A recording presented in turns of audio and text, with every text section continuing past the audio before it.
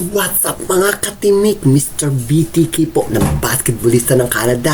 Last week, nakilala nyo na si Pepeng Kalikot, diba? So ngayon naman, ipapakilala ko sa inyo si Boy Takbo mga katimik. So siyempre, alam nyo na, ito yung mga mostly part-time na mga marami nga or may mga sasakyan dito sa Edmonton or sa part po ng Canada. Yung mga tinatawag na Escape the Dishes, may mga tinatawag na DoorDash. In short, yan po, isa po si Boy Takbo sa food delivery driver mga katike. So po, let's go mga teammate. Boy Takbo. Go, go, go. Freaky girl under the sheets. What you love when things start slowing down? I know you got me, baby.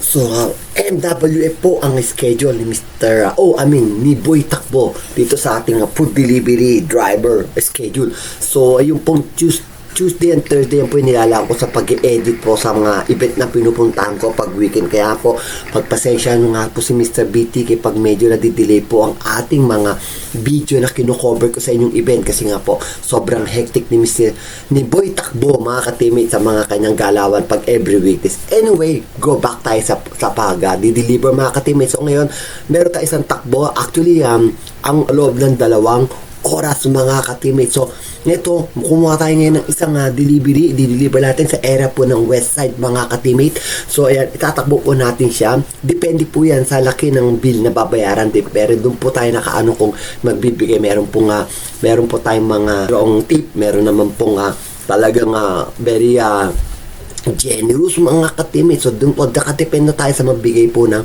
customer. Alam po ng mga yan. Pero bayad po yung kada takbo natin is $3.75 yan. Kaya hindi po tayo talo dito. So ngayon, tignan na natin kung magkano kita ni Mr. BTK. So, nakapag-deliver ako ng 9 delivery mga ka-teammate. So, siyempre 9. Tapos, siyempre, ang mga bigay ngayon sa kada deliver is $3.75. So, 9 times $3.75 is 33.75 mga ka-teammate. Yan ang kinita ko dun sa siyam na tinakbo ko. Plus, siyempre, pagka nag-show up ka dun sa delivery, meron kang plus $20. So, 20, ha?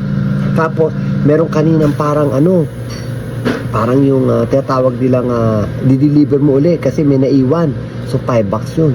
So, ayan na. And then, ito yung nakuha kong tip mga ka-teammate. Lahat na. Ayan, kita nyo ba? Okay, basahin ko na lang.